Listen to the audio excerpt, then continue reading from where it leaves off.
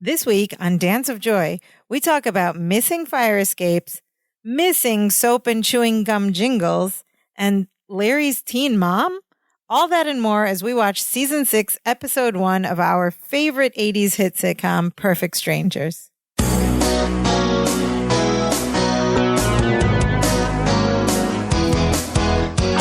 Hello and welcome to Dance of Joy, a Perfect Strangers rewatch podcast. My name is Sophia. I am one of your hosts, and joining me on this episode, as every other episode, is your co-host and my brother. What's up, Imran? Present. I'm here.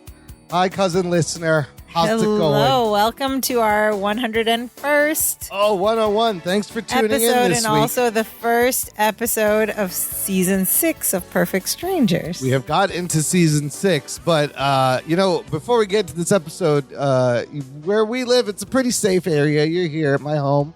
But earlier today, I had to reset my very elaborate alarm system. Your alarm system? I call it the Home Alone inspired alarm system. It consists of Is there a series. a paint can to the face? Yes, there's paint cans, there's Legos tarantulas. underfoot. I had to set up the series of Michael Jordan cutouts that are attached to my toy train Are they set. rocking around the Christmas tree? Yes, I also had to string up a Christmas tree. And you know what confuses a burglar most is when they look in and they see Christmas things when it's not Christmas. They think these people must be insane, and I'm not going to bother Christmas in May. breaking in because clearly they don't even know what month it is. So a little cardboard cutout going in a circle, little happy Christmas music does the trick every time. Well, you found a security system that works for you, but we're going to find out what kind of security system works for our cousins, Larry and Balky, in this first episode of Season 6 called Safe at Home. Safe! What does that make you think of? Safe at home makes me think about baseball. Yeah, I love it's the double meaning of the word. When you get to home plate, you're safe at home. But you're also safe at home. Safe behind locked doors. Safe home run.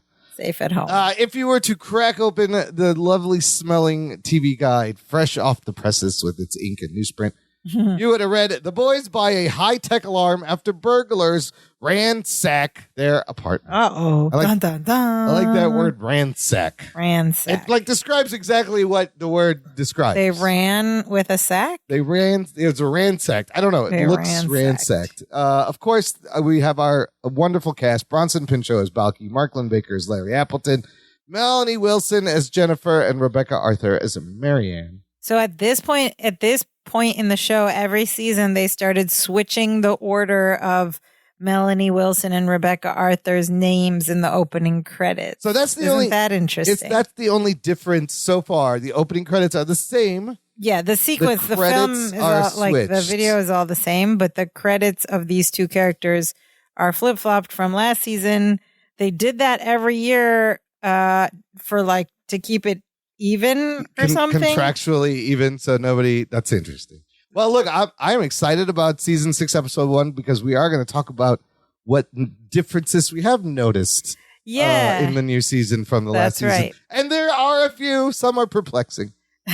This episode aired September 28th, 1990, and I believe the last one we did at the end of Season 5 aired on April 27th, so they had a nice long break. This is another thing I miss is the fall new TV season. Yeah. It was always very exciting because you couldn't go watch new episodes of your favorite shows. And you couldn't watch the old ones unless you had to. Well, they were playing reruns. They were playing reruns, but just like last season's reruns, right? You couldn't go back and revisit unless you had recorded them and or then something. New shows would premiere, and it's very exciting. And largely, that's kind of all gone. Like, think about it now.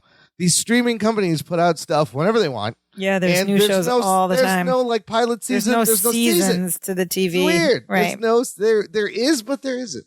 Yeah. I miss it. Well, there's nothing being written right now because the writers are on strike. Writers still on strike. Yeah. Update. Good for them. Yes. Okay, so let's go. As you said, Act 1, we start in the apartment, and right away, I noticed, I don't know, the apartment looks like the same apartment, but it also looks a little different in small ways. Noticeably different right away, as we'll describe what's going on. But there's different pictures on the wall. Artwork on the wall. There's different artwork above the stereo, next to the door on the other side of the bookshelf. It's all different. Yeah. I also thought that the whole set for the apartment, the apartment just looked more spacey, roomier, bigger. Yeah. Just like bigger, like higher ceiling, bigger from top to bottom. Seemed wider, more going back room there. Around the furniture pieces. It just looked like expanded, like the same set, but with more space. Yeah. It's possible they rebuilt the set and expanded it as the show got Definitely popular. The hallway back to the bedroom seemed wider. The archway seems taller. You're right. Yeah, the ceiling seems taller. It just seemed like more. The like round orange lamp is missing. Yeah, and the orange lamp is gone. Very interesting. In Act 1. So we start in the apartment, and Larry and the gang are entering into the front door. But Balky, Marianne, and Jennifer are all covering their eyes with their hands. And Larry's like, nobody peek, and he ushers them all in, like, way to the far end of the other He's got of the something living room, which to show seems them. a lot bigger to me now. Yes, all the way. Well, they had to make space for maybe like the amount of steps that it almost looks like they're on that dog show set where like they're smaller and all the furniture like oversized. The set around them is like oversized. It kind of felt to me a little. I don't know. I wonder if anybody else noticed that. But anyway, he brings them all the way to the other side by the kitchen of the living room, the other side of the living room. And he's like, nobody look, keep going. And then he stands them in all in together, and they still have their eyes covered. Well, there's a funny gag where Balky turns and flips over the sofa with his turn hands right, over his eyes. And Balky like turns right into the couch, and then he goes, I didn't peek, I promise. I didn't peek.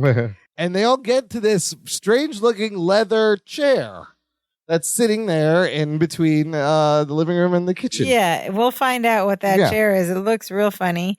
But before that, they're still covering their eyes, and Balky says, let me guess.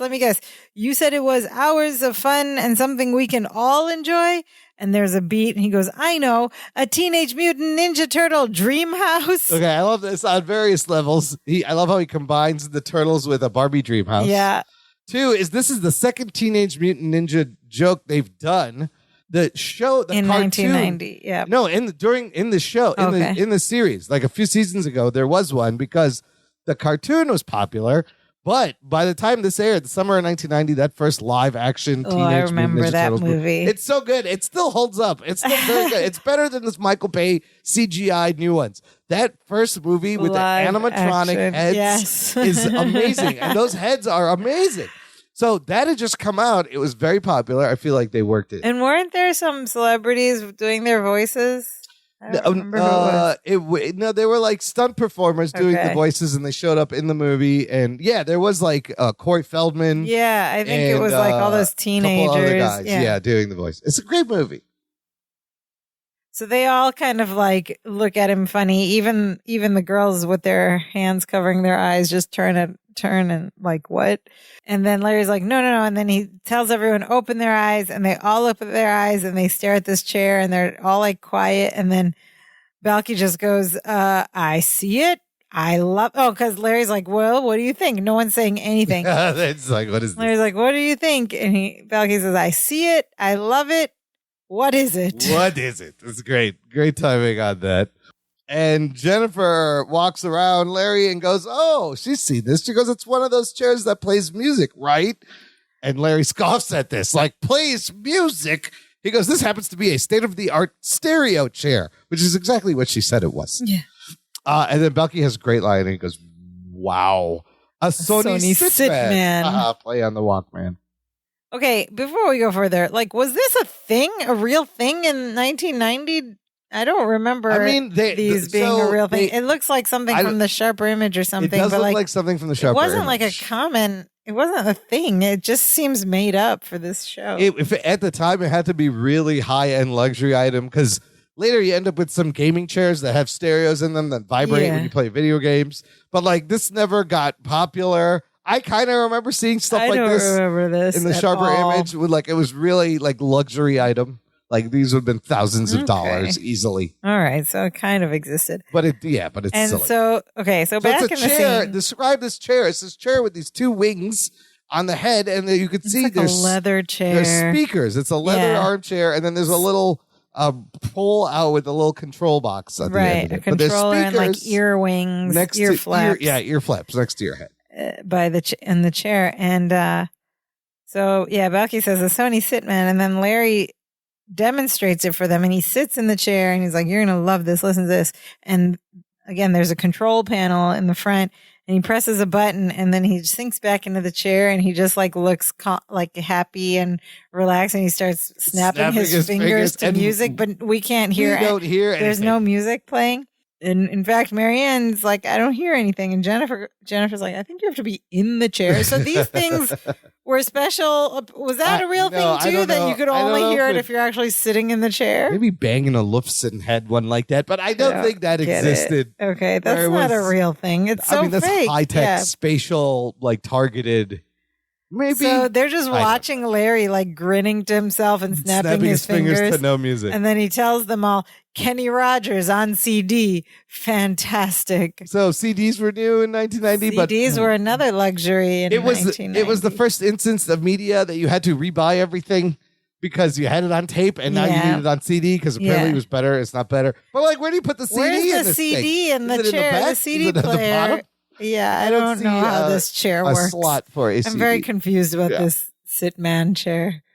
And then Larry starts singing to the song, which is the very popular Kenny Rogers song, The Gambler. The Gambler. You gotta know when to hold 'em. Know when to fold 'em. Know when to walk away. And then, so he's singing, and then Balky's like very confused. He's like, I don't hear music. So he like puts his head. He leans over.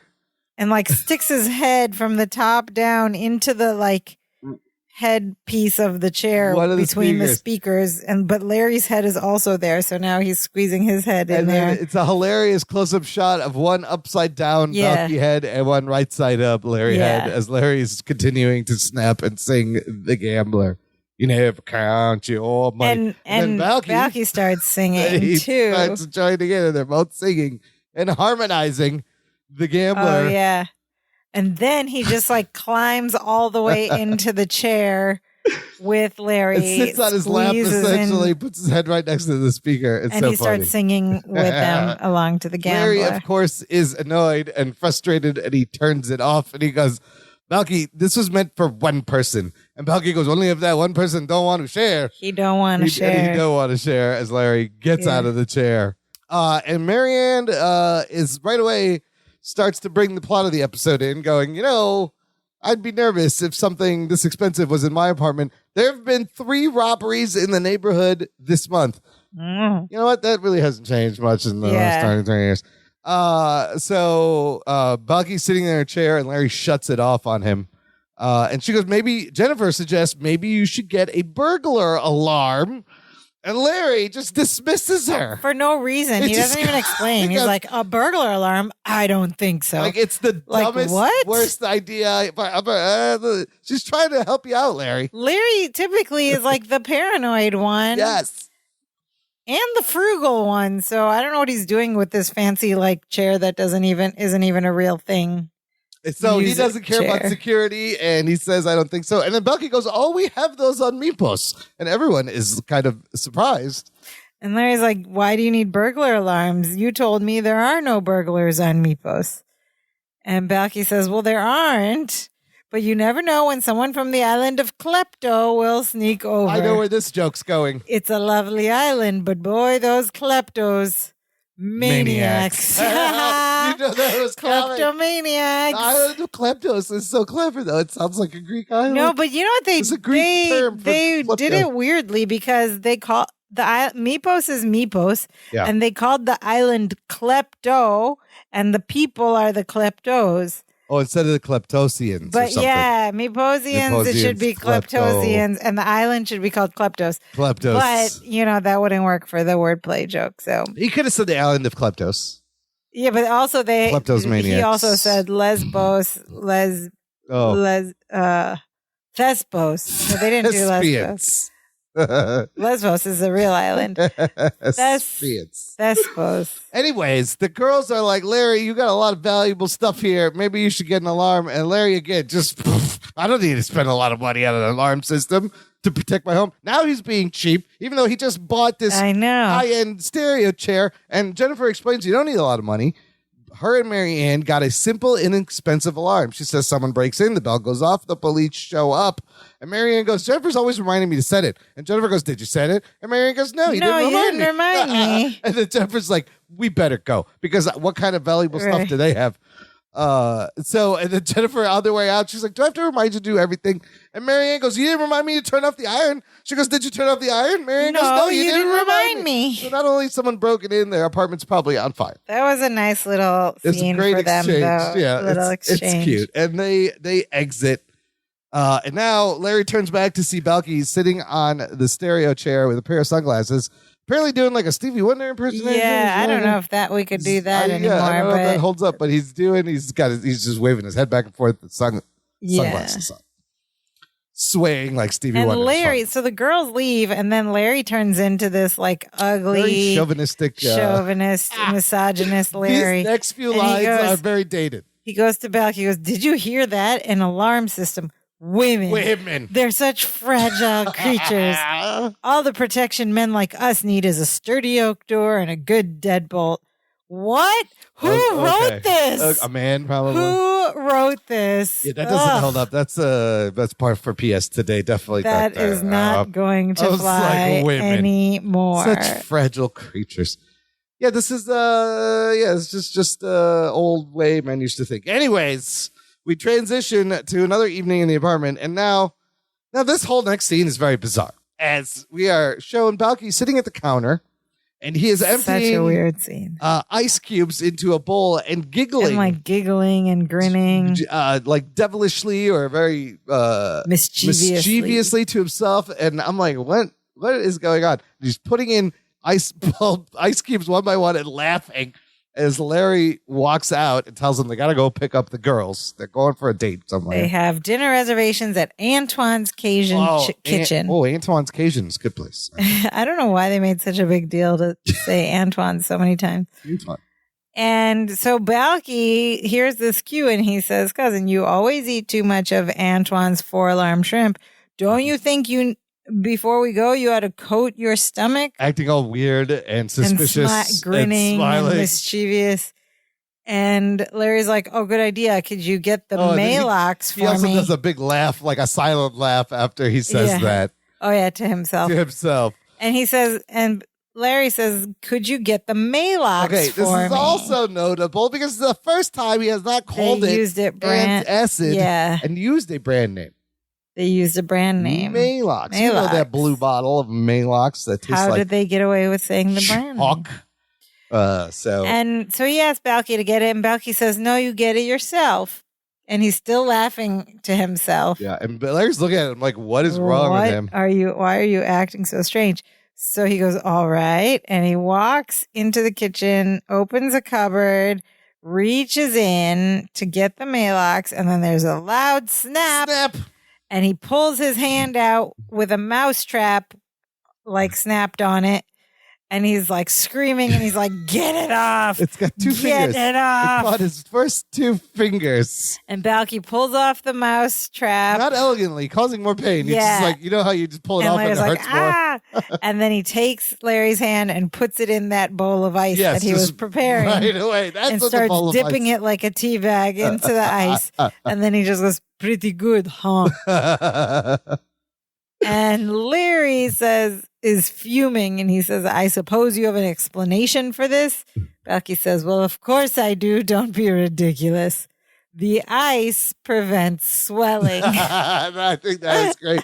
That's a really funny bit. And he goes, no, I mean an explanation for this, and holds up the So this is the second time his hand has been caught in a mousetrap. Right. And I remember, because I remember telling the exact same thing I want to tell now, is like last year I stepped on a mousetrap and I screamed like Fred Flintstone. It's not fun. I yabba dabba screamed at the time. It was exactly like, never I saw it cartoonishly, like my toes were like throbbing, like getting big. Yeah. And anyways, swelling. This is to say they're repeating jokes here. Whatever. So what is this? Balky explains he took the liberty of installing several Miposian crime stoppers. It's a Miposian crime stoppers. This is great. He says they're absolutely foolproof. I know because on Mipos they're all tested on actual fools. Oh, I feel bad for those fools. They shouldn't be tested on. Someone's got to look out for them. Yes. And Larry goes, I'm going to rest easy knowing that my antacid is safe. Of course, sarcastically. And he goes, can we go to Antoine's? And Balky's like, no, there's one more thing I want to show you. Wait, I'm just thinking about this word foolproof now. Foolproof. What is that supposed to mean? It means it won't work on a fool. Foolproof means it means even a fool can use it. It's foolproof, meaning a fool can't disrupt what's supposed to happen. How the thing is supposed to go properly. Incapable of going wrong or being misused. Oh, so even a fool can use it. Cannot make it mess up. Even a fool can make the thing go. Foolproof security system means even a fool can use the security system. It's that easy. Okay. But does that make sense? But then they tested it on actual fools to make sure they could use the system. Okay. So they just had a bunch of dudes put their hand in mousetraps. Yeah, basically. It works on set it up. Oh, yeah. Oh, it could be I either think way. we're seeing it. I think that's where I got confused. Like, what are the fools doing when they're testing it on fools? A fool can set it up on fools. Yeah. Okay, whatever. It's both. It's both. Foolproof. Sorry, I just got stuck on that word for a second. Okay. So Larry's still being sarcastic. He's like, I'm going to rest easy knowing that my antacid is safe. He went back to antacid, not Maalox. Oh, yeah, he did say antacid. He's like, can we go now to Antoine's? I don't know why they keep saying Antoine's. Stop saying Antoine's. And Balky's like, wait, I have one more thing to show you. Balky tells him to stand over there, and he stands over there. And then he goes to the corner. I had noticed this bag of golf clubs lying there before, but I was like, why are there golf clubs out? Because there's a reason. He goes over, he grabs this bag of golf clubs, and he comes over to where Larry's standing, and on the floor is this like circle rug. And I think there's more floor there because it's a bigger set. And then he starts doing this scenario, and he's holding this bag of golf clubs. He's like, pretend it's late at night. We're all snug in our beds. The moonlight shining through the window. Suddenly, the window opens and in he comes. And Larry's like, that's the beginning of Peter Pan. It is the beginning of Peter Pan. And he goes over to the window and he's like, but cousin, this is where the story takes an unexpected turn. And he picks up the golf bag and he's like, it's a burglar. And he comes into the apartment and he's like acting out like someone coming in through the window. Yeah. And then he puts on this like, I guess, New York accent. Yeah, because, hey, this is a nice looking apartment. Wow, what do we have here? As he's holding this golf bag of clubs, he goes, what do you have here? And then he goes, but before he can lay one fingerprint on our valuables, he steps right into the middle of this innocent-looking rug. There's a new circular rug there. And we have him right where we want him, he says. And he throws the golf bag into the middle of the rug. Yeah. And out from somewhere around the rug, a rope comes out, wraps around. In that like sound from the old sitcoms. It's like an old tree trap. It grabs the bottom and lifts up the golf bag, turning it upside down, dropping off the golf clubs. It's a crazy little, the rope goes, and very quickly ensnares the golf bag. He says, we have him right where we want him, upside down in the kleptos catcher. It's the kleptos catcher. This is a Miposian crime-stopping technique. And like, how does this even work? We used to see these traps in shows all the time, but they're not real. How do you get that rope to like activate? It's like based on a trigger or something. I don't know. It's like a Rube Goldberg or something. Now, Larry says, I pity the golf bag that breaks into this apartment. Sarcastic. So one quick note, when he does go to the window, when I first watched this, I noticed something. And we have more window scenes coming up. There's more, but I'm going to say right away, I was like, there's something weird. The window, the scene scenery outside the window looks very different than what we've been used to. There's no fire escape. Yeah. What happened to the fire escape? We'll get a closer look and we'll describe what we see because it makes no sense. Yeah. But right now, right away, I'm like, what's going on? I see some ivy growing on walls. It doesn't make any sense. Yeah. It's like balconies of another building or something. Yes. We'll describe it when we get there. But that's different. Something is different. So anyways, time passes. The night goes on. They went on their date. Yeah. And we cut back to a dark apartment. The camera's panning over, and you can clearly see the place has been trashed. The lamps turned over. The couch cushions are tossed. There's stuff everywhere. The pictures are crooked. And then Larry opens the door, turns on the light, and his jaw drops. And let me tell you, as someone, like this happened to us when we lived in our apartment and in our house. We got broken into. Yeah. With that feeling of when you come home, you're like, and everything is trashed, and you realize someone has just been through you. Like, you're just so violated. It's the worst feeling. Yeah. It really is. You're like, oh my God, somebody's in here, trashed everything, took all our looked at all our stuff. Yeah. However, hilariously, Balky walks in a daze, just walks right past. Well, first Larry gives us an "Oh my lord!" Oh my lord! And then Balky just walks by him and walks into his bedroom, doesn't even notice. And then he comes back out, and Larry goes, "Somebody's been here." And Balky goes, "Oh my God!" He finally sees it. He snaps out of it. He goes, "Strangers were here, and we left the place a mess." I am so embarrassed. It's kind of funny. He thinks they did it. No, Larry says, look, we've been robbed. They got robbed. Just like Jennifer and Marianne. Did Jennifer and Marianne set them up? Maybe. Did they tell someone that there's an expensive teach them a chair? lesson because he was being a jerk? Like, I know this shady guy in the train stop. Yeah. I'm just going to tell him that their house is a soft target. And then Larry realizes what's been stolen. Suddenly he's like, oh no. And he looks over across the room and the stereo chair is gone. Of course, the stereo chair is gone. My stereo chair. No, they took my stereo chair. And he's like, we got to call the police. And then he runs over to the right to get to the phone. And Balky tries to stop him. He's like, cousin. And he steps right in the middle of that round rug. This trap has been reset after the golf bag. Yep, and it's resprung. And then we hear that rope whipping sound again. And we see a close-up of the rope activating somehow and wrapping around his ankles tightly and then pulling him by the feet up in the air, upside down. Mark Lynn Baker is hanging upside down, and it's actually also him the ceiling doing this. I think it was actually him. That's him doing this And also the ceiling feels really high because he's up high. If he was up there. Where I don't know where that rope is pulling from or how it's tethered to anything. Right. So it gives the impression that the apartment ceiling is really high. But I thought it was great that it's Mark Lynn Baker doing it. And they did it a couple of times to test it. It had to be quite a thing to have to just trust the stunt people to make sure that you don't hurt yourself.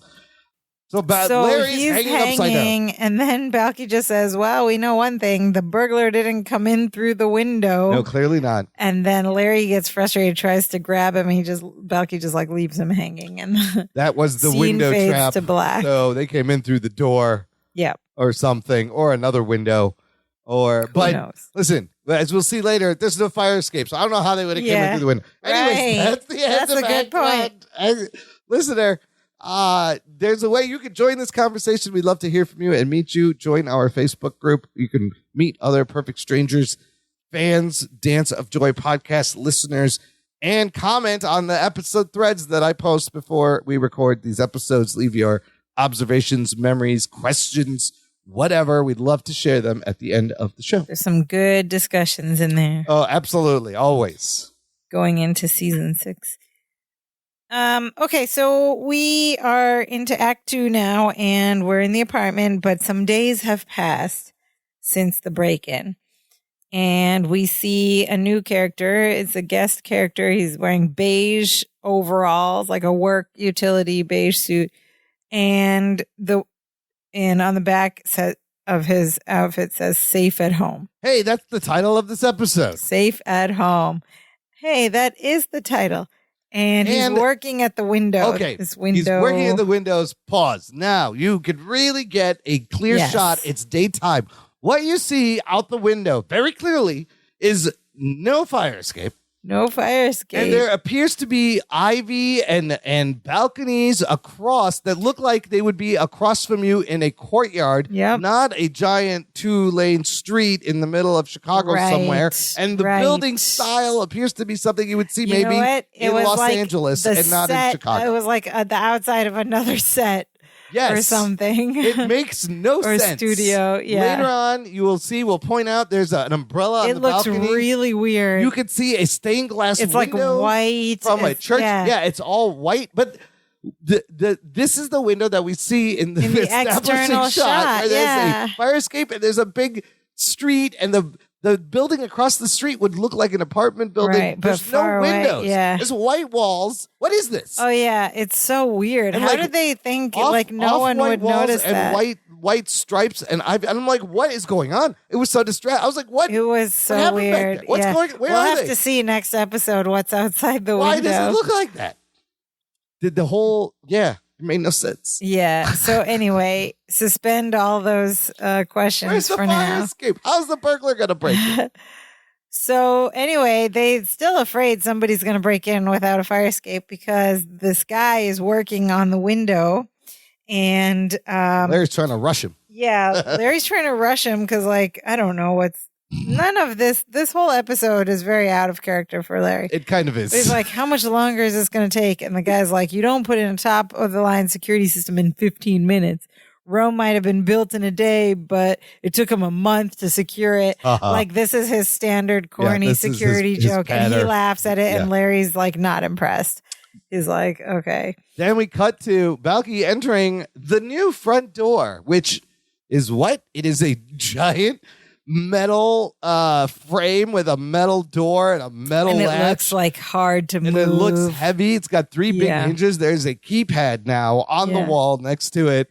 And Balky has comes to in. really push on it to get it to open. And he comes in and he goes, boy, when I signed up for home banking, I had no idea they'd put a vault in the living room. It does look like a vault door, like a modern vault door. This is a lot of construction that I hope the landlord okayed this. I mean, they changed the whole frame of the door.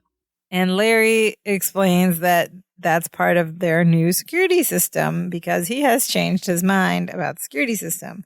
Although there's no discussion of him changing his mind about it. And then I love this bit because then the workman, Joe, just goes, okay. And Balky goes, and then Joe goes, and he grabs his arm. They startle each other. It's so funny. Which is kind of random, but it was funny. We didn't expect anybody there.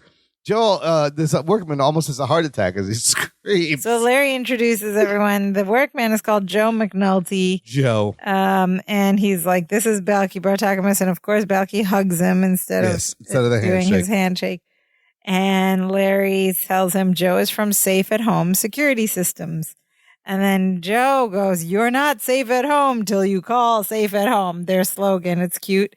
But Balky responds with, and you're not fully clean until you're zestfully clean, which I thought was just delightful because I remember this commercial. Right away, it reminded me of the slogan for the soap Zest, which I don't think they make Zest anymore. There used to be, okay, so younger listeners, there used to be a bath soap called Zest. And they had this jingle. Well, you know what? We have to play the jingle.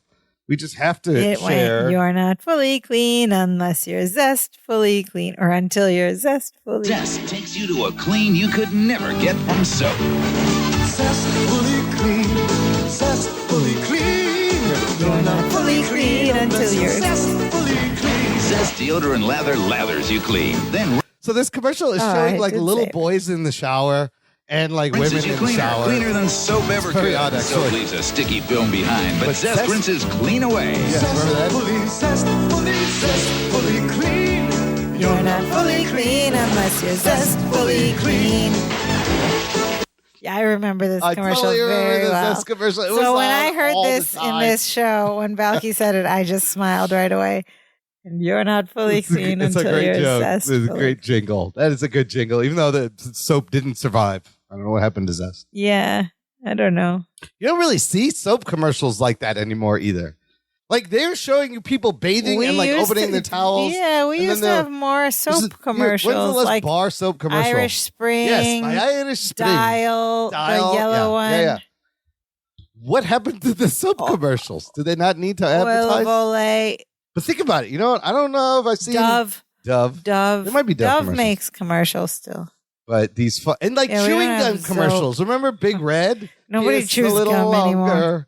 Make something a little longer. Like there was chewing gum commercials and soap commercials and just jingles. Doublemint Nobody's gum. writing jingles. Yes, Doublemint gum is huge. Jingles. We need to bring back they have jingles on the radio. Yeah, nobody's listening to the radio. Oh, don't sing Cars for Kids. It's going to get stuck. 1877. Stop. Now that's stuck in your head. Not that. Those are bad jingles. You bring back good jingles. Like Zestfully Clean. You're not fully clean. Anyways. Jingles, bring jingles back. Hashtag bring the jingles back. Kudos to whoever wrote the Zestfully Clean, memorable. the Zest jingle. I miss it. Anyways, Joe tells them they are now protected by the world's only doomsday system. It's quite an ominous name for this alarm system, designed and developed by yours truly. Oh, Joe came up with it. This dude. And then he says this thing, which is just a jumble of words that means nothing. He says, I've adjusted the templates in the window and the overall timing mechanism has been programmed to prevent any microprocessor overload. Well, that's Does a plus. Does that mean anything? I'm relieved. Out tech words. The microprocessor should not get overloaded. I have no idea what you just said, Joe, but it sounds fantastic and legit. This guy's a scam. And then Balky goes closing. I think we've gone way beyond a sturdy oak door and a deadbolt. Yes, He gets a little crazy. And then Larry explains what's going on. He says that he went out and spent good money on another stereo chair. What is happening? Did he Where get a raise? is Frugal Larry? Did he get a raise? I thought they didn't make any money. Sharper image purchases in a row. 2 stereo chairs and the security system, which does not look cheap. And he says, I'm going to make sure no one steals the new chair. So that's why he got the security system. And Balky tries to protest and he cuts him off. He's like, and he cuts him off. He says, we're not dealing with simple kleptos out there. These are high-tech criminals. They've got beepers, cellular phones, laptops. What have we got? A golf bag on a rope. So rude, so dismissive of dismissed the whole culture and civilization, yes. And he says, we need security. We need peace of mind. We need the doomsday system. Doomsday is hilarious. And Balky again tries to speak. He's like, but this. And then Joe's like, well, I'm going. Yep, I'm on my way. And he's walking out the door and he tells them all they have to do is punch in a secret code to turn the system on and off. And then he's like, by the way, the Doomsday is a one-of-a-kind system. If you have any questions, consult these easy-to-follow instructions. And he hands Larry this enormous binder. Yeah, no, it's like a hardbound heavy phone book tome, with a hard cover. A tome, yes. Yeah. It is a large book. And you even Mark Linn-Baker, his hands drop when he takes it under the weight of it. Yeah, you can exercise with this thing. And so he leaves. And then after he leaves, Larry looks at Balky and goes, I'll read this later, and tosses the whole big book onto the couch. I almost expected the sofa to the leg to give out on one side. That's a little funny. extra cartoony funny. exaggeration. Like it lands with a thud or something or breaks the sofa. Anyways, let's talk about Joe. Who played Joe? Joe is played by an actor called Ray Burke. Ray Burke. Who had a very long television career and lots of guest appearances on a bunch of shows. Such as? And he was regulars. Shows called Dear John. Oh, I remember Alf, Dear John. The Golden Girls, The Wonder Years, Cheers, LA Law Coach. Wow. He was in stage theater. And then also some of our listeners told us some fun facts about actor Ray Burke. He played the principal in a movie called Class Act with Kid and Play. Yeah, Whitney Smith. Shout out to Whitney Smith. And then Kid and Play movies were fun. I remember Kid and Play. And then Pam Hitchcock tells us that he has 114 acting credits on IMDb. Ray Burke, wow. He was all over the place. Yeah, he was one of those dudes that was in everything. I kind of remember him in something. But he has that very, he does have a generic face also. Yeah. But he's funny. Anyways, yeah. Larry goes, I'll read this later and throws it. He gets rid of the And now they got to manual. figure out a secret code. What would be a good secret code? And Balky says, "Oh, I know." And then he he does this thing where he pulls up his jacket over his mouth like a spy or something. Yeah, like he's the spy meeting someone late at night in the alley. And like lowers his head to just show his eyes. And he's like, "I'll say the clumsy giant plays hopscotch in the moonlight." And you'll say, and then Larry's like, "That's not what I meant." And Balky says, "No, that's too simple." And then he runs to the other side to play Larry's part and pulls up the other side of his jacket over his face. He says, "You'll say in the dead of night, the humpback whale." And Larry just stops him right there. He's like, "No, we need a 4-digit number." And Balky says, "Well, numbers aren't as much fun, but they might be easier for Jennifer and Marianne to remember." Well, I get it. Okay, girls are dumb. Yeah, a couple of things here. Is that it? Jennifer, yeah. Numbers are easier, therefore the girls will understand. And also, you're going to tell the girls the security code. Oh, yeah, he's going to tell them right away. He doesn't get the concept, which Larry goes, "Balky, you just don't get it, do you?" And Balky just goes, "No," and looks at him. He says, "But no one can know the security code, not Jennifer, not Marianne, not Lydia." And then he comes to his senses, looking at Balky, goes, "In fact, not you." He's not even going to let Balky know what it is. Why? Because he would give the code away. He says, "You're too honest, too good, too trusting." And Balky goes, I could change. I could be less good. I could change. Less trustworthy. That's how he says it. And Larry's like, "Balky, buddy, I think it's better if I shoulder this responsibility alone." And then he goes, "Okay, what would be a good code?" This is a funny little gag here, game. He goes, "I got it," after thinking, and he leans over to punch it in, and Balky leans over, and Larry goes, which is how you correct a dog when you're training them. He's treating Balky like a dog he's training. And if you pay attention, you can see the numbers he punches in the number 19. Larry punches in the numbers 1960. And he goes, "No one will guess this in a million years." And Balky goes, "The year we were born?" And Larry goes, "Lucky guess." And he goes, so he's just turning 30 in the series. Oh yeah. Okay. Oh, wait. Oh, yeah, okay, because he was turning 24 in the first season. And it's been 6 years. Yeah, so that 30. tracks. And then, so Larry Appleton, born 1960. That is an important fact to remember. And Larry's disappointed. He's like, "Okay, lucky guess." And then he cancels the number. He presses a button, cancels it. He's like, "Well, obviously we need something more complicated." And he picks up this pad and paper and a pencil. And Balky looks over to look at him and he goes, "Ah!" And so he hides the paper. He says, "Okay, I'll use the middle 4 digits of my driver's license." And then you see number. Balky thinking. Then you see Balky thinking up in his head. And then he says, "Divide that by my inseam." Then you see Balky look down at his legs. At his waist, yeah. Yeah. And no, then his legs. The inseam is like from your crotch inseam, to the floor, right? And then he says, "Subtract my shoe size." And then Balky puts his foot next to Larry's foot to guesstimate the shoe size in his head. And Larry's like scribbling, and then Balky blurts out 5,291. And Larry looks at the number on his pen and he goes, "Gah!" And like scrumples it up and throws it in frustration. It's a great react because he looks at the paper and he's like, "Ah!" He's like, "You're right." And he's all mad because so Balky guessed it. He's a genius. Just did all the math in his head right there. And then then Larry thinks again, what could be the code? He goes, "Got it." And he starts to type and Balky leans in to look and Larry goes, "Ah!" third time. And then we see Larry punch in 1945. Okay. And he goes, "There.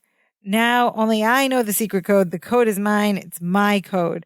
And Balky does this little like speech. He's like, "Fine, it's your code. It's your alarm. It's your country. Who am I? I'm just a simple meat-eyed boy who's always dreamed of knowing a code. And now that dream has turned to ashes. Good night, cousin." He's dreamed of knowing a code. He walks away and he goes into his bedroom. And then there's a beat. And then he comes back out of his bedroom.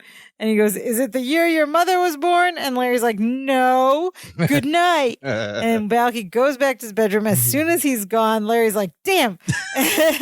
And he cancels the code again. So it was the year his mother was born. We saw him type in 1945. Meaning And his birthday was 1960. Do the which math, means listener. his mother was 15 when she gave birth to him. Well, listen, she did have 9 kids, she had so maybe 9 she kids, started early. And this was like the baby boomer generation, right? 15? Like maybe she could have been 15. She could have. That seems very young, but maybe they started young. And but they were here's the childhood other thing sweethearts. about that. They live with their parents. And they had We kids. only know the numbers he typed in You think anybody because picked we that up have the in the first ability run? to see it over and over and pay attention to these details. When it aired, nobody was like, Unless you videotaped nobody it was and ran like, it back. yeah, unless that. But as it aired the first time, how many people would have had the foresight to like lean in and be like, because you really have to pay attention to see those numbers. Yes. And be like, let me see what numbers he's punching in. Yeah.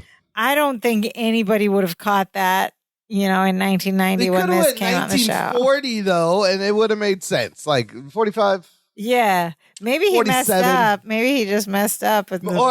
Maybe he doesn't know the year his mom was actually born and put the wrong year. But maybe he was supposed to press 1940 and then maybe she started early. She had 9 kids. Yeah. Who knows? Who's to say? Yeah. But I don't think any viewers back then would have caught that. In today's age, you can catch all the things. Can, look at all the little details and be like, wait a minute, why did this happen? Anyways, we transition to the middle of the night.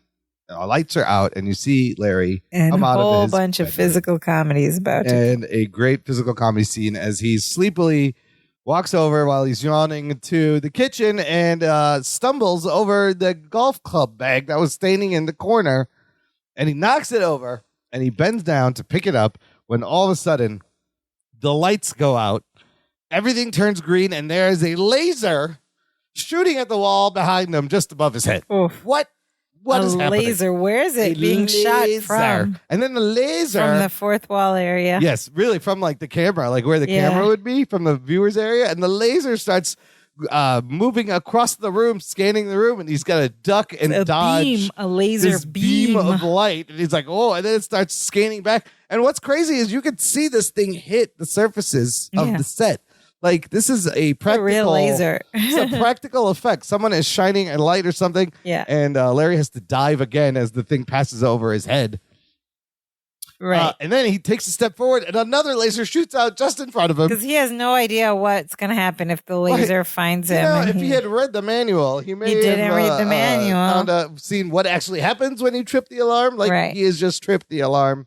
Also, people setting their alarm at night, I get it, but like RADT, you gotta like turn off like the motion sensor so that you can move around. Yeah. Well, like if you forget, and it's a big deal, and then the thing Cops goes off, and the phone rings, and you have to remember the safe word, and you don't in the moment, like he will not, and so it's a thing. So, anyways, I guess there's no like nighttime mode because there's lasers going off everywhere, and I love the set bathed in green light. It gives it a weird kind of look, like an X-ray look. And more lasers come. He out. starts to get up, and then there's a second laser beam from another direction. And so then, like, all of a sudden, there's so many lasers, and he has to avoid all of them, or else something bad is going to happen, I guess. He's trying to wake up Balky and yelling for Balky to wake up. Balky, wake up. Balky, wake up. And he's, like, stuck crouching on the ground under these lasers in the living room. And the lasers are just moving back and forth across the room. And then we see Balky come out of his bedroom, and he's, like, still half asleep, putting his robe on, and he's like, and Larry's like, something's gone wrong. Something's gone terribly wrong. And then Balky just sleepily Balky's just walks like over. shuffling through the living room, but somehow managing to avoid all the lasers.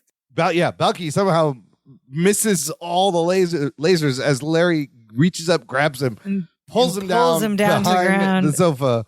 And Balky's like, what are you doing? And Larry just goes, laser beams. And then Balky looks around and sees the beams, and he goes, ah!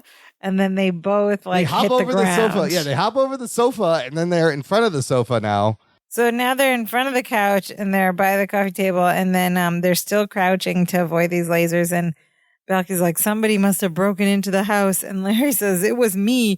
And then Balky looks at him and like smacks him in the back of the head. He's like, why would you break in? You live here. And he's like, I didn't break in. I accidentally triggered the alarm. And he's like, we just have to get over there by the front door to the keypad. without breaking the beams or the siren will go off. And Balky's like, okay. And he stands up to go over there. And Larry's like, no. And he pulls him back down. Stay down. Stay down. And then they do this funny thing with the coffee table.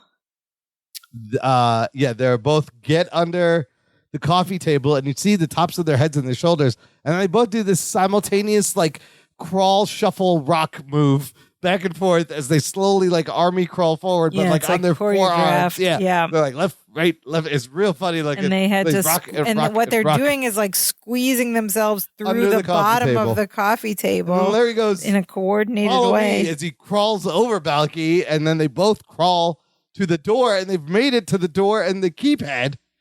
And he goes stop to take a breath because they've made it to the door. And Larry's like, "Thank God we made it." And then Balky just goes, "Cousin, now we are so happy we did the dance of joy." And he stands up and starts to do the dance of joy. And Larry's like, "No!" And as he stands up, all the lasers hit converge on him, and Balky just looks at it and goes, "Ooh!" like he's enjoying it. Yeah, it's just vibrating. I wonder what that felt like. So the lasers turn off, the siren goes on, and he turns the lights on. Yeah. And now they can both stand, and he goes, "Okay, don't panic. All I have to do, deactivate the security system, is punch in the security code. Security code." He goes, "The year I was born. No, the year you were born. The year your mother was born. What the hell is the security code?" Like, he's panicking, and he can't remember what the security code is. And then he's like, "Oh, no, there must be some other way to turn off the system." And he, like, lunges at the keypad and he just like rips it out. He just like pulls it till there's like broken wires out of the wall. And when he does that, so he's holding the keypad, it's no longer connected to the wall. The noises, the sirens and the beeping just stop. Yeah, and he's very proud of himself, and he goes, "There," as he throws the keypad on the sofa. He goes, "System deactivated." Which, like, if it was that easy, then all the robbers would do that. Yes. But I love this where they both turn to each other, and they give each other a nod, and then they turn and walk. It's very like Laurel and Hardy, or like Abbott and Costello. Very Laurel and Hardy to turn. Yeah. And they're like, and as they're walking back to their bedroom, now suddenly the place is bathed in a red light. Now everything is red. The whole room is red. And there is a voice coming from the security system. It says, "Attention intruders, your presence has activated the doomsday system." And Balky's like, "Cousin, I think this might be a good time to read that instruction manual." He says instruction manual. And Larry is still being so Larry and dismissive. He's like, "Relax, how bad could it be?"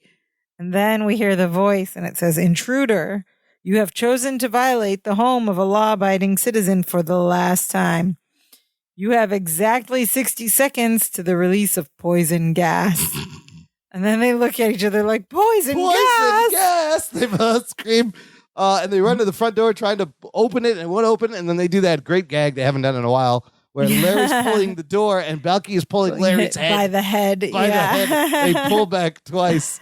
But that's not working. That door's not opening. And then we hear the voice again. "Attention, 50 seconds to the release of poison gas." And then Larry's like, "Okay, the only way to open the door is the code." He goes, "Oh my God, what's the code?" And then Larry goes, "I got it. I remember the code." And he goes over to the couch, grabs the ripped out keypad, punching it in. He goes, "It's the combination of my gym locker." And he punches in the numbers to this thing in his hand that's not connected to anything. And nothing happens. And then Balky slaps Larry's hand and goes, "Cousin, I haven't actually read the instruction manual, but I don't think the keypad works when you rip it out of the wall." Oh, no. And he holds up the broken wires. And then the voice comes back, "Intruder, 30 seconds to the release of poison gas." And Larry's like screaming. He's like, "We're going to die." And Balky slaps him across the face. And Larry says, "Thank you." And Balky says, "You're welcome." He needed that. To calm him down. And then Balky says an idea. He says, "We can go out through the window." The window.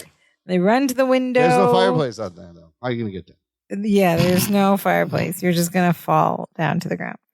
They run to the window and they clear off like the stuff on the shelf. And then they try to open the window, but it doesn't move because They had it reinforced, right? It's like a special. we don't find out yet. He grabs the toaster. Oh, yeah. And he throws it at the window, and the toaster just bounces off the toaster. Larry goes, I forgot. It doesn't open, and It's doesn't reinforced break security glass. Yeah, it doesn't break with the toaster, just bounced off. Donkey goes, who do you think was going to break in? The Terminator? So they've reinforced the glass. They can't get out.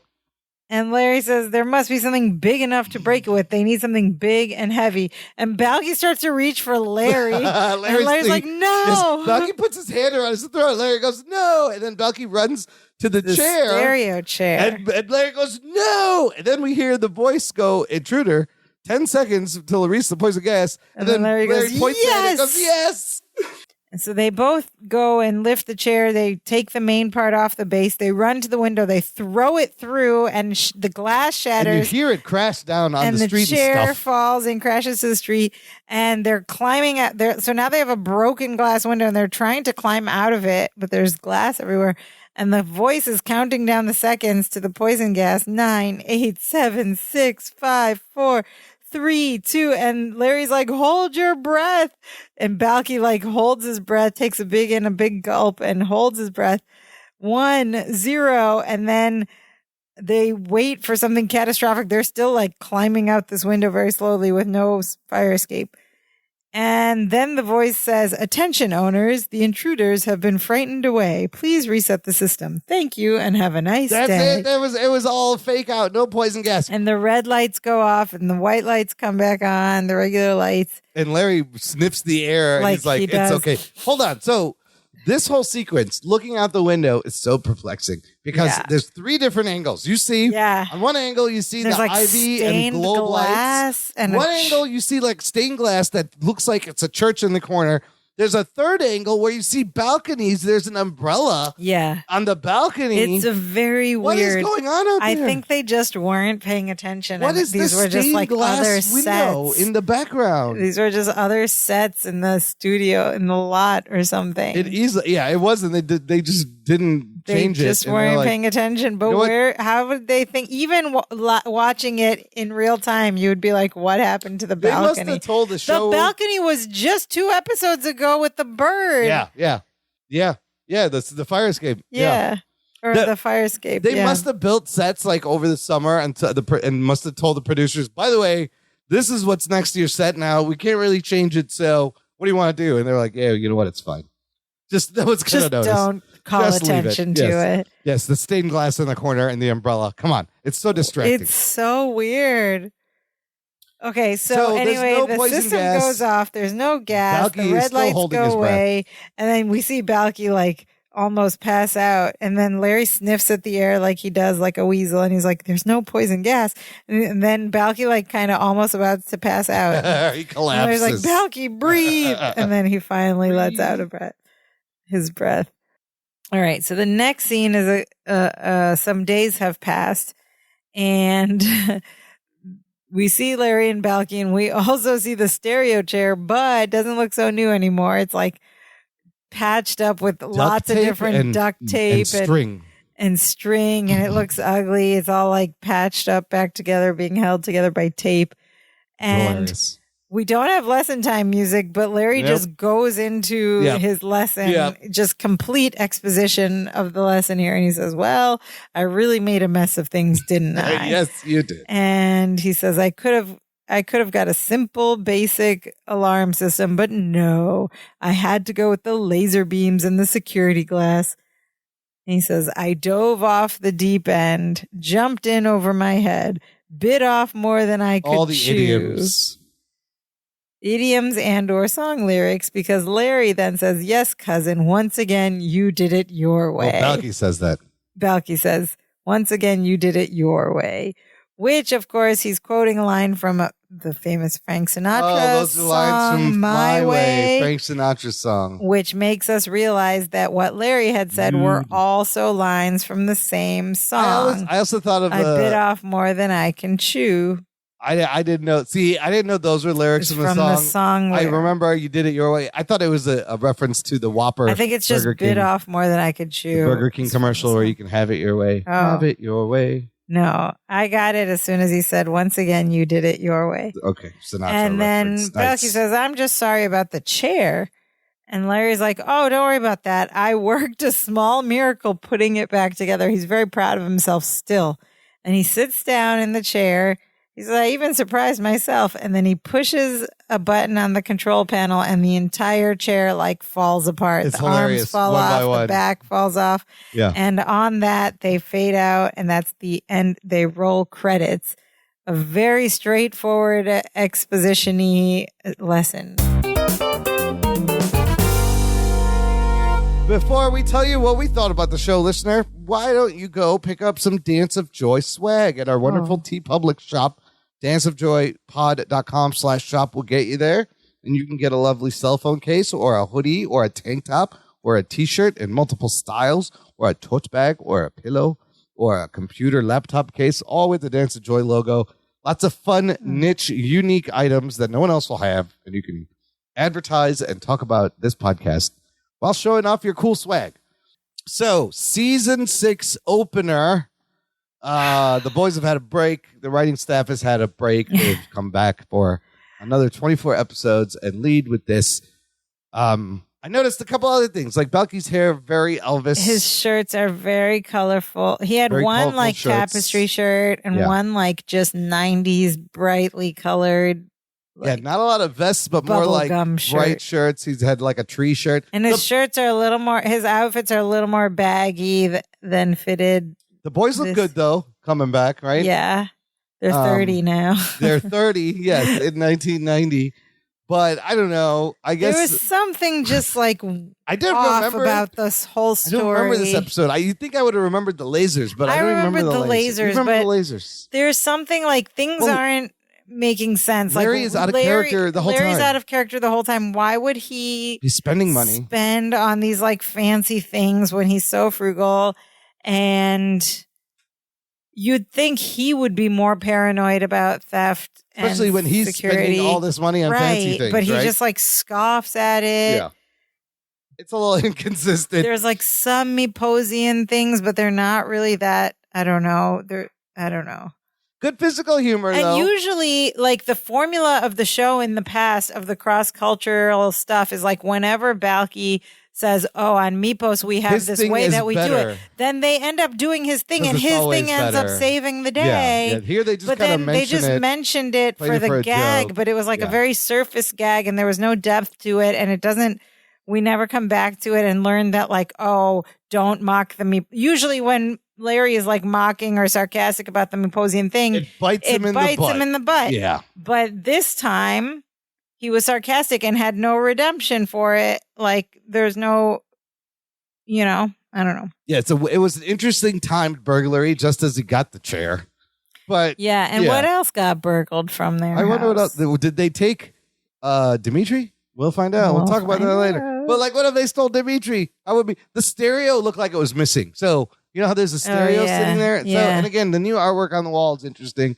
They Did redecorated. they steal any of the new artwork? Maybe no, they just turned it so They- it wasn't straight. So Why did they do that? askew. Yes, it was askew. It was Did they think there was a safe behind it? Ransacked. I don't know. It was ransacked. It was quite ransacked. So it was foolproof. But where did the fireplace Where's go? the fireplace? All I keep thinking is, what is happening out and that why window? is there so much more room in this apartment? What is happening out the window? Where's that rope hanging from? And How where's high the rope is the ceiling? hanging from? And why is the ceiling so high? Suspend your- and how does the rope suspend your activate on its disbelief, own? listener. Yes. Those rope gags are like quicksand, right? We only know about them from It the is. shows. It's another cartoon trap. Um, But some funny lines and funny. There were some points where I It was laughed out okay. loud just because it was silly. They one repeat gag with the mouse traps. And like Balky acting weird. But yeah, the hand of the ice was funny and Balky screaming was funny. Yeah, some of the physical comedy was funny. The little like coordinated shuffle under the coffee table. So some funny lines. I like the colors of the set. The green and red were cool. Yeah. So I don't know. It was all right. Some light misogyny. That's all. Yeah, some of these things do not hold up clearly, but Yeah. it's crazy to see it when it happens. Okay, what did our listeners think? All right, we had a lot of thoughts, and they kind of align with what we think, but let's hear them. So first we have listener cousin Nicole Stoner.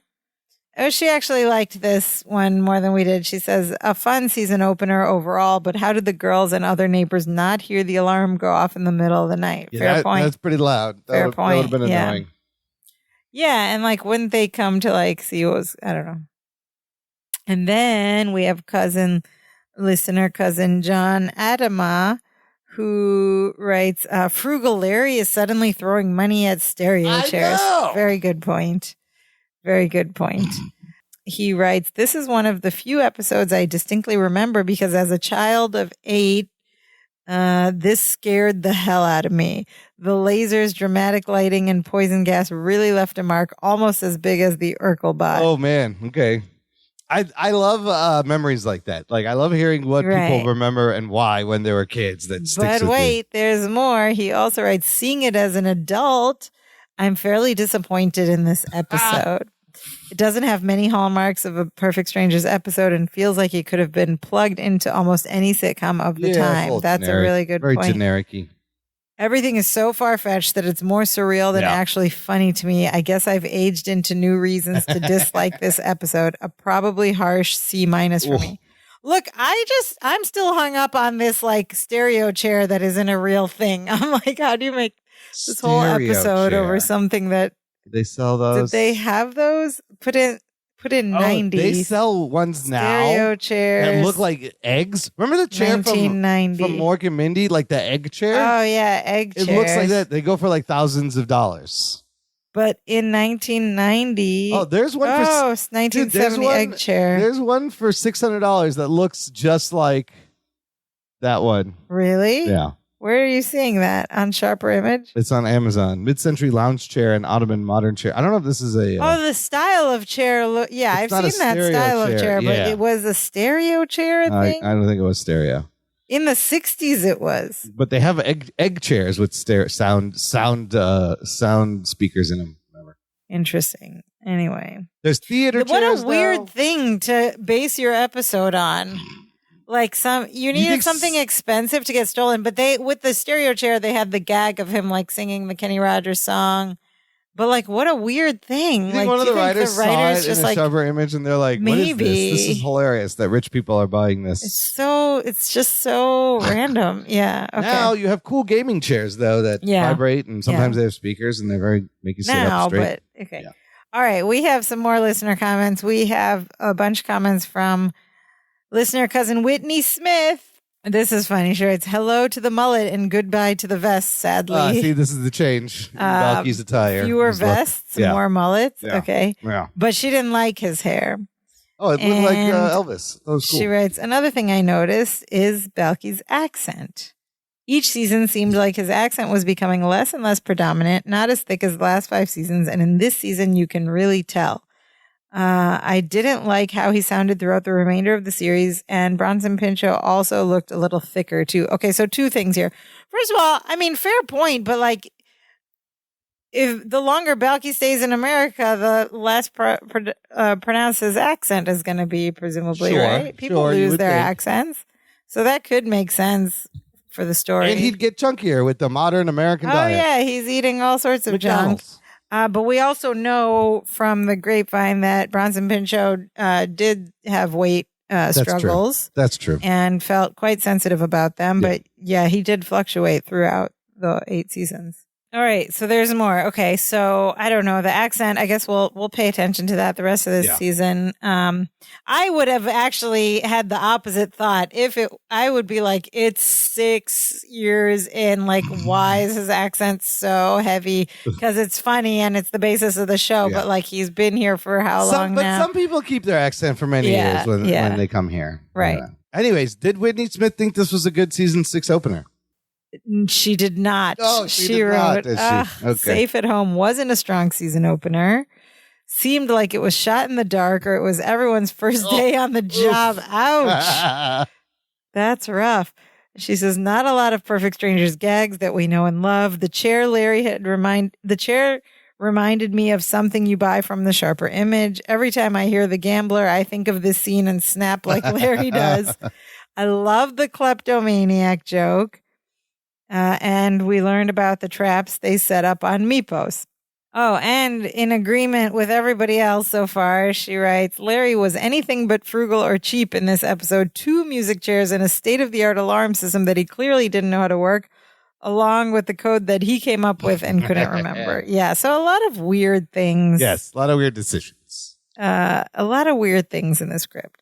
And finally, we have listener Cousin Pam Hitchcock. Cousin Pam is back. I missed Cousin Pam. Welcome I missed back, you, Cousin Pam. I haven't heard from her in a while. And again, a lot of plus ones. Does Larry have newfound wealth? Have his years of penny pinching finally paid off? Maybe he saved up enough for all this. 2 stereo chairs, a state-of-the-art security system, and Maylocks instead of his usual generic antacid. His spending habits have changed. He's buying the good stuff now. And she doesn't buy that. She's like, neurotic, research crazy Larry bought a security system invented by the installer and knows nothing about it. It's a little far-fetched. And also a security system that delivers poisonous gas and an automated voice directed at the burglars and the owners at the same time. Lots of questions. Just doesn't add up. She also made a note about the girls' outfits. And it's not a good note. She writes, what were makeup and wardrobe doing to poor Rebecca Arthur? That blush, hairdo, and skin-tight dress were awful. Yikes. Yeah, the outfits are getting, and the hair is getting like slightly more 90s-ish than 80s. But yeah, they're still pretty gaudy. Okay, so Cousin Pam's wrap up. What a pointless, empty episode. Ouch. Balky and Larry were completely out of character. It was so lazy that Larry gave himself the lesson time speech. I have to give this episode 9.5 Bubba Stickies. I'll allow half a Bibi Bopka for the Kenny Rogers duet, Kleptos Maniac joke, and Balky's Brooklyn accent. So some nice parts, but overall, look, let's all not a strong start. Let's all be honest with ourselves here. Everyone who loves the show knows that these last few seasons, 2, 3, 4, 5, we're very great. good. We're great so Had far. The classics that you remembered. Yes, all the classics. Now, I barely remember these last few seasons, but I think we all know where the show's going. We're in for a rough couple. We're going to have to find the bright spots in some of these episodes. Yes. Hopefully, I'm looking for a gem. Maybe that sticks out for the next, one for a season will be fine. Something that's like, oh, the magic is back. But look, I get it. Have you seen how when sitcoms go on for seasons longer than they need to, sometimes quality does what it does. And they can't, and it's just too long, and the show should have ended. Like, that's why I think now the decisions that studios make to kill a show early may be okay, because the British model shows you less episodes in a season, less seasons is like kind of what they do. Fewer episodes, less seasons, and the show will be written to be 4 episodes, so you know where the thing is going to end up. Instead of back then, if it was a hit, they would milk it and force them to keep making episodes, even though the well has run dry a little bit.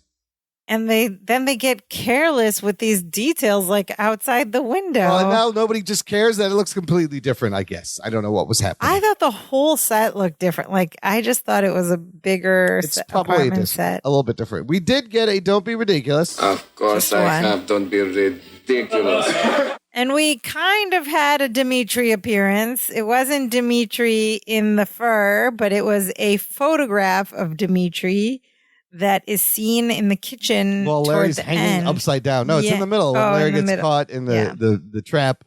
So presumably the burglars maybe stole Dimitri and they didn't take the picture, or maybe Dimitri was safe and he was locked up in his Dimitri safe. Dimitri's on vacation. You think Balky locks up Dimitri every night in like a little area just to keep him secure? He sleeps with him. He probably sleeps with him. Yeah. But we got a photograph of Dimitri. Was not stolen. Okay, so let's talk about Perfect Strangers today, which is, of course, the segment of our podcast in which we discuss, can we make this episode today? Does it hold up? What things would have to change? Well, we already said first of all, a lot of lines. What is a stereo chair? Secondly, that would have to be replaced. Secondly, you cannot call women fragile creatures. You can't talk about women the way they used to. Yes. You probably can't do a Stevie Wonder-ish impersonation. And now if you were to so you need a high ticket item. You still have burglaries, but we still have alarm systems. We have alarm systems that are complicated. But you have yes. You still have to punch in a number in and out, but you have internet cameras that you could look right away. You would be alerted anytime there's any motion. You would know someone's even approaching your house. Right. So unless they hack the system, and I don't know what they would steal. Could you still get to a scene with TV. the lasers? Because essentially that's what that's the gag is like. Around. I think you could still do that and make it over the top, and it has. And even have it release like fake steam, like it's poison gas to trick them. Oh, yeah. But it's really just like steam to simulate it. You could absolutely do like the lasers was kind of like a very forward thinking tech thing. Yeah. You would you'd absolutely have like it would be like an AI robot maybe. Oh, this is what it is. They buy an AI system to protect their home, and the thing becomes too sentient, smart, and doesn't listen to them. Turns on them, kind of like 2001, like HAL or something. It turns on them. It calls the police on them, so it can have the place to itself just to watch TV because that's all the AI wants to do. And it would have all these fancy scans and a hologram. Maybe it would be like a hologram person. And the AI would be watching reruns of Perfect Strangers. And it would be like watting them in the bathroom, and it would know like their bowel movements. It would freak them out. That's what you would do. Maybe. I'm going to give this a pretty low PS today I'm score. going to give it a probably I'm going low to say PS just today. let it rest, let it be, and let's move not on. try to make this one over again. I'll agree. It's so much would have to change that it's not worth it. So lowish PS today score. Yes, low PS today. Well, that was our sort of just okay start to season 6. Come join us again next week when Balky gets to babysit a child. You know what's always great on these 80s and 90s sitcoms? Bring a child when the show starts. A random kid when the show starts to get stale, let's add a child, a cute child. You got your cousin Oliver's, you got your Leo DiCaprio at the end of that show. You got your Cosby Show. Cosby Show added Olivia. Different Strokes added Danny from Salute Your Shorts. The redhead kid, remember? Yeah. Now, they're not adding a cast member, but it is a common trick. Throw in a cute, smart alecky kid to spice things up. That might have been what they were thinking, that we could bring her back to later or something like that. Possibly we'll have to see next week. But anyway, there's a cute child and Balky babysits. Oh, what could go wrong? Hilarity ensues. In the meantime, listener, if you enjoy joining us every week, there is a great thing you can do to support the show. Buy us a virtual coffee. Visit our website. There is a button that says buy us a coffee. It is a virtual tip jar. Any Bibi Bobkas and what's the money called? Dig Does. Dig Does, Bibi Bobkas, whatever you want to throw in there. Any amount is always appreciated. We thank you for your support. In the meantime, you can also visit us on our website, danceofjoypod.com, where you may find all of the places, the links to where you can find our podcast, listen to our podcast, rate our podcast, review our podcast, all that fun stuff. Subscribe. You can also press a button right there from the main page of the website to leave us a voice message. Tell us if you think the stereo chairs were a real thing, and did you ever see one? Have you ever had one? A Sony Sitman. A Sony Sitman. Was that a thing? Of course, you can also send us a good old-fashioned email at danceofjoypod@gmail.com, or check us out on any of our social media accounts. We're on Facebook, Twitter, and Instagram. But Imran, what is the most important thing our listeners should do? Well, when you're picking a security code for your alarm system, never use your birthday. It's too easy to guess. And I will disclose this. No joke, no lie. The code at our mom's house for the alarm is my birthday. But I can say that now because we're selling the house. She ain't gonna Go live ahead anymore. and break in. I have canceled the service. It doesn't matter. Imran's birthday. You can figure out what my birthday is. That's the code. You would help yourself. By the time this show airs, we will no longer be living in that house. Yeah. But it's silly that I did that, but it's just easy to remember. Everybody remembers my birthday. That's right. Except I've been caught off guard a couple times. What's the code? What is the code? Oh, What's the safe word? What's his birthday? Yeah, you got to remember my birthday, not your birthday. No, the real important thing is, of course, listener, is to share the show, spread it out in the cyber world, feed it into Chat GPT. Put it into Mid-Journey. Get the AI talking about Dance of Joy podcast. I don't know what happens. Maybe they take over. Maybe we're AI generated right now. You don't know. You don't know. Well, that's our show for today. Now we are so happy. Now we are so happy we do the dance of joy. Hey, hey, hey, hey, hey, hey, hey.